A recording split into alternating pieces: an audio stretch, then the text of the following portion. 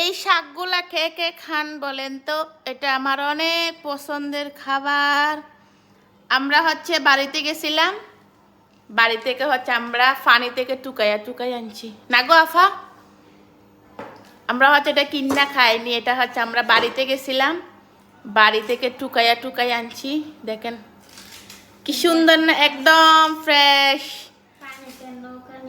নৌকা নিয়ে গিয়ে গিয়ে শাক তুলে আনছি, অনেক মজা হয় এটা খেতে। দেখছেন নি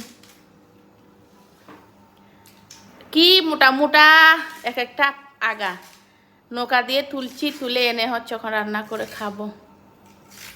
এটা মাছ দিয়া শুটকি দিয়ে কেমনি রান্না করে এটা আমি পারি না, সিলেটে এভাবে রান্না করে তারা, কিন্তু আমি এভাবে কুচি কুচি করে শাক কাটছি।